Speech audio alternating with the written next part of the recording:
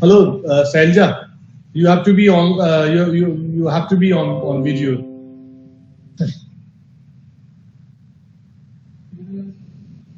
Hello, Selja. Yeah, I heard you, Santosh. I'm switching on the camera also. Yes. Yeah. Yeah. Okay. Are you on a are you on a laptop or are you on a mobile? No, I'm on my mobile because in case if there is any power fluctuation, okay, you can. I want to take chances. Chalo, welcome to the webinar, Dr. Selja. This is the second in the webinar series that we have started in the morning today. It's basically about first that we are creating these kind of interactive sessions basically for the students who are aspiring to join us in the history program, whether it is in BA or MA or in PhD program. So as the program coordinator of the history MA Master History program, I invite you to please introduce your program first. Okay, thank you, Santosh. Yes. So the MA History program, has been launched ever since the the beginning of Ambedkar University, and the program has many interesting courses and many interesting facets to it. So overall, if a student wants to join MA History, the credit load is 64 credits, and which is divided over 4 semesters. So every semester, the student is supposed to take 4 courses. There are 3 compulsory papers in the first 2 semesters, and the rest are all electives. And as per the program guidelines, the student is free to opt for 2 electives from any other school if he or she wishes, or else they can, get the required credits from the MA History program itself. And what is unique about this particular program is that the last semester, the students are supposed to, write a dissertation. And, depending on their choices, all the teachers of the program who are part of the program will be offering certain themes based on their expertise. And the student is supposed to select one of these themes and write a dissertation looking into both the primary and the secondary sources for historical research. So it is basically a field-based study. And often many students, obviously who are interested in continuing their education after MA, use this dissertation to, further do research, as a PhD, etc. And yes, the program has many interesting highlights in the sense that there is continuous assessment and evaluation.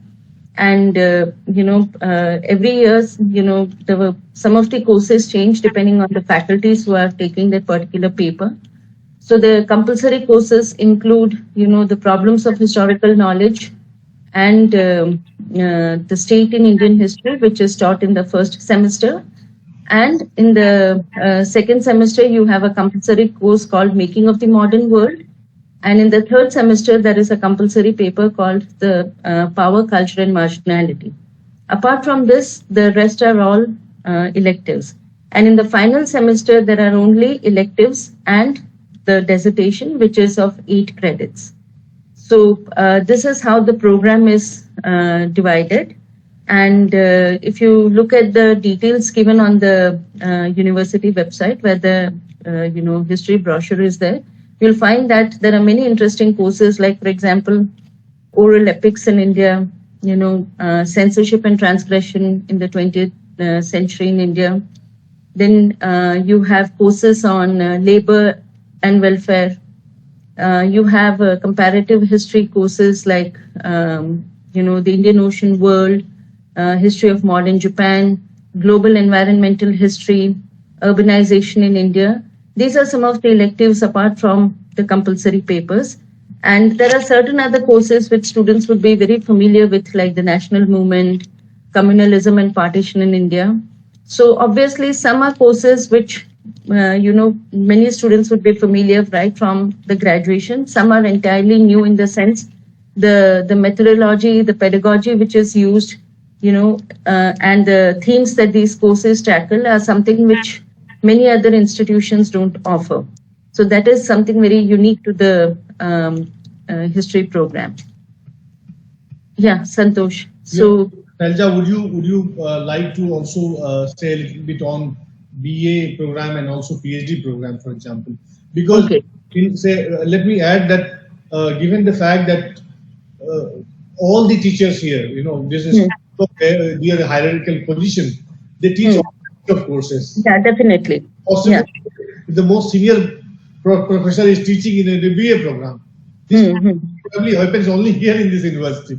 So Yeah. that's the beauty of that, the manner in which we Okay. manage.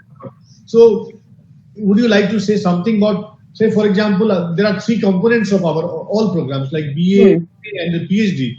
It is of liberal studies takes care of these vertical history, sociology, and all that, but also we almost about 80% of the teaching is done by the SLS faculty. Yeah, definitely. So, given the fact that you are one of those founder members of this university, the history program, you and I started the program together. Would you like to say a little bit on the BA program, and particularly why do you think, why we think that BA program is the best in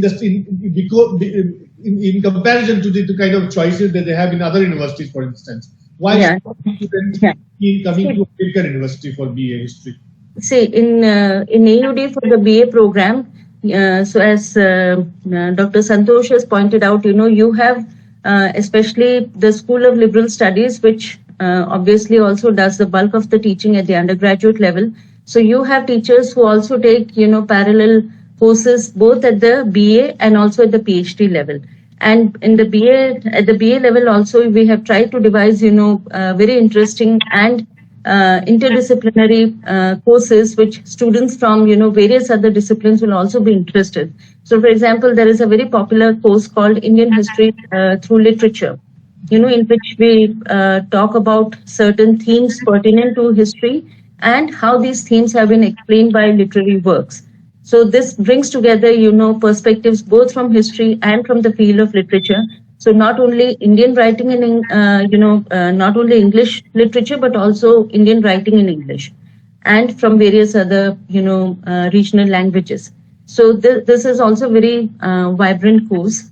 Then you have, for example, courses like Delhi in History, which again is compulsory for the BA History program, in which again there is a field-based component because students get a chance to discover the city, go for heritage walks, try to look at, various perspectives about how the city was built, how it is being managed. And this also is a very popular course. Similarly, you have courses like, elective courses like Indian history through architecture, caste and Indian modernity. So all these courses bring together elements from different fields.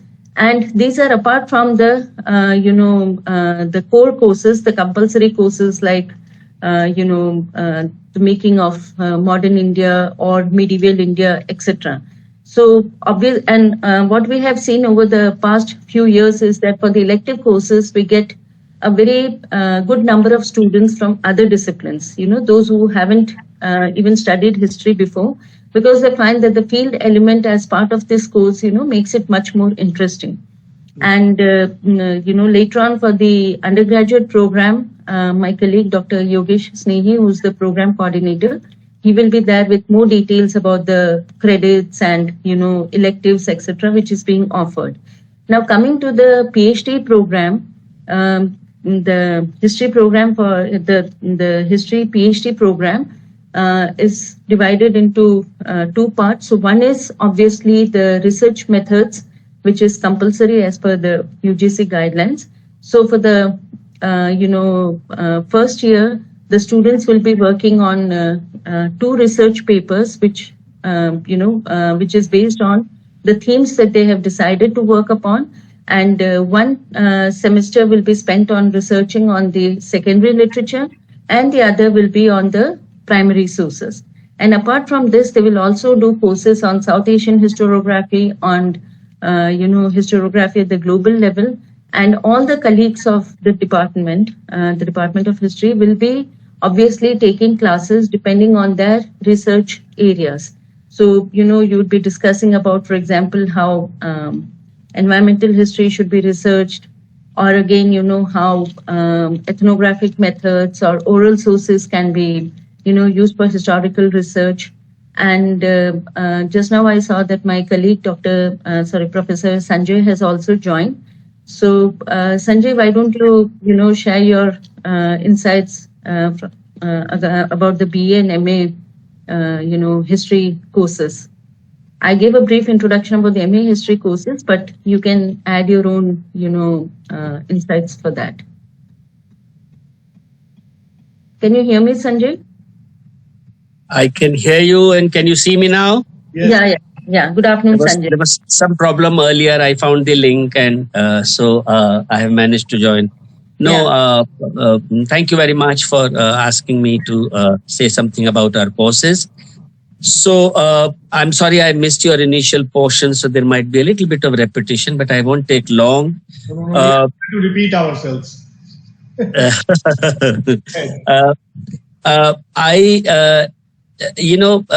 I would just like to take everyone back to the early years of AUD in 2011, when all of us were part of the history unit.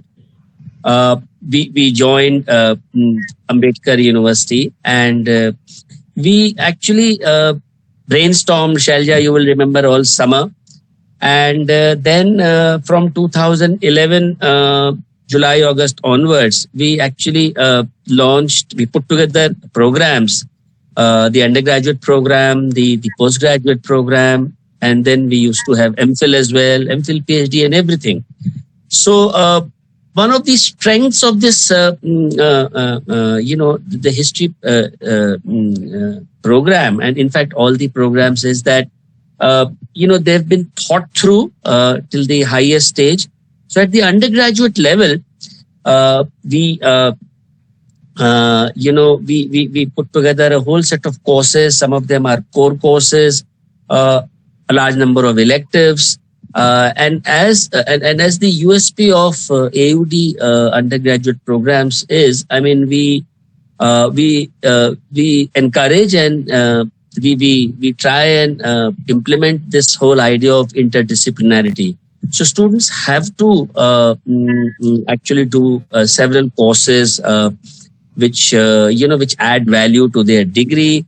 They may have interests and hobbies at the level of school, which they can actually enhance by doing professional courses, taught courses in some of them. So, for instance, in the School of Design or Culture of Creative Expressions, in computer technology, we have undergraduate courses where a lot of you, despite being students of history, you can do those courses, and the interlinkages are quite well established, and we try and promote that.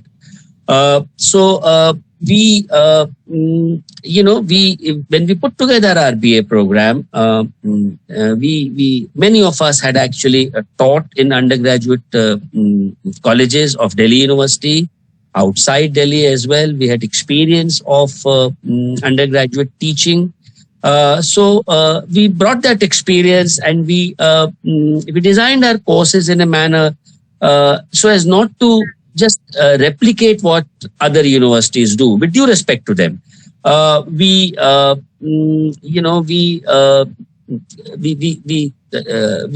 courses are designed at the undergraduate level to put together a program which is also a program, it stands on its own as well. You can go on to do a master's in not just history, but in several subjects. And within AUD as well, we have fairly unconventional master's programs in the shape of human ecology, development studies, global studies, etc., etc. So the BA in history is actually quite comprehensive.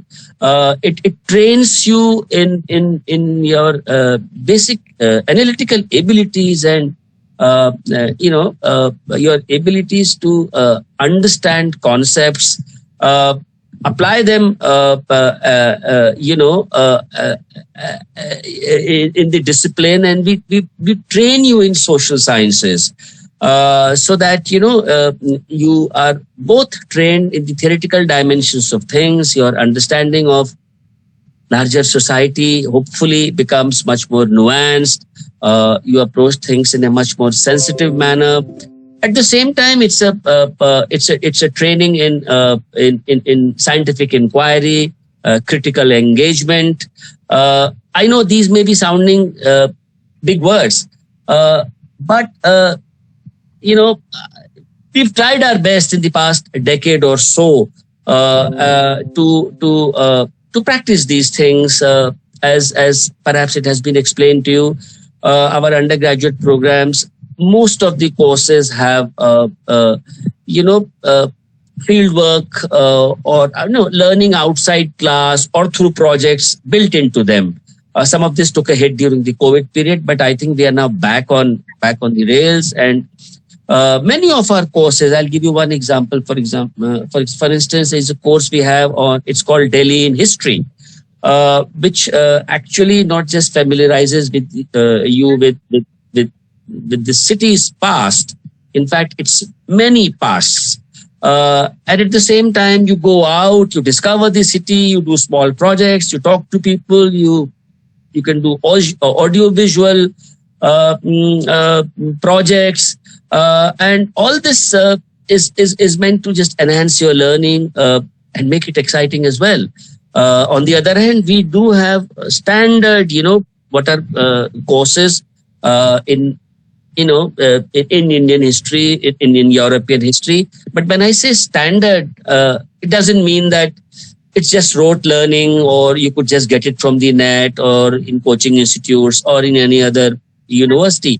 Many of these courses have been debated. We've incorporated feedback from students over the years, and they are designed to generate a basic interest, a lifelong interest, hopefully, in the discipline. Shailaja, you must have already spoken about the MA courses, where a lot of us actually offer courses which emanate from our research.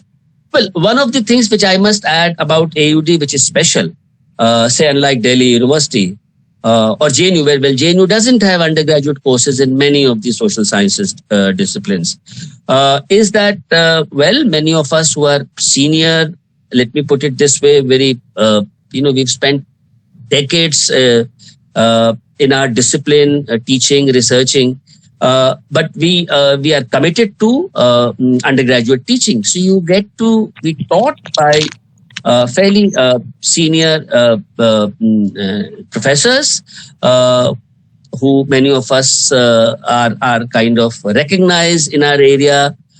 We published, so it's good to be taught by senior professors with experience and with expertise as well. So they can bring out your latent interests. And in that sense, I think our undergraduate program in history is a fairly good one, I would say. Yes, I mean it's something worth doing. And also, you will be part of a university when you join AUD. Lot of our activities are common activities. They are undertaken with postgraduate students. There are research students. A lot of seminars happen, which all of you may be undergraduates, but we make those. We don't make those differences. Such hierarchies are not practiced in AUD, and so the possibility of having a very, very lively, active university life, I would say, is something which AUD is committed to offer. Yeah, thank you, Sanjay. And I would also like to add that, we have a very interesting kind of, groups, student bodies, which bring together students right from, especially for the history students, right from BA to PhD. And this is the History Society, in which, students get a chance to organize seminars, devise lectures, go for field trips, and organize. This is a space where students can, so in the past they have organized seminars, 2 days, 3 days, and they devise the themes. The students themselves present papers, and the faculty's role is just to, kind of think through these ideas, do the background work, and they've come up with very interesting artworks and thematic designs for the history society activities.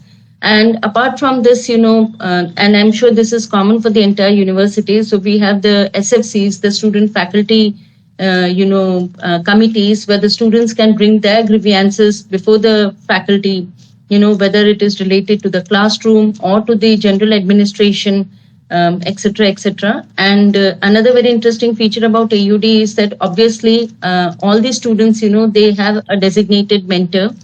And this mentorship program is something which obviously makes the, at the undergraduate level, the student's life much more organized, because you have somebody to talk to if there is any kind of issue, whether it is related to the classroom or to other kinds of issues. And so students coming from the marginalized groups, the SC/ST students, they get 100% fee waiver. Apart from that, there are other kinds of scholarships, which help students if they have any kind of financial issues. And there is I'm sure Dr. Santosh would have mentioned this, the counseling clinic, psychotherapy, SLS, which is, for the students, it is obviously free to access to take care of any kind of, mental health related issues. So it's not only that we're talking about the academic environment, but it's also an environment which would, help students at multiple levels. So when you join for a BA program, if you wish to continue to MA, then obviously, you will be familiar with the teachers, familiar with the pedagogy, and also you are being exposed to certain ideas, which in many, other institutions, it is not possible. So just to give you an example, like Professor Sanjay offers a course at the MA level called Hunger, Welfare and Disease in Colonial India. And I'm sure that these kinds of courses you wouldn't find in any other institution, which brings together both archival research and also, readings from literature, popular culture, cinema to explain the course. So as I mentioned before, at the MA level, you have many such courses, which students can explore. And this flexibility that you can, get two electives from other disciplines, So for many students, it really grounds your interest in history or historical research, because you can explore from visual art, you can explore from literary art, gender studies. And this makes the classroom space also very vibrant, because, for example, the another compulsory course which is taught at the MA level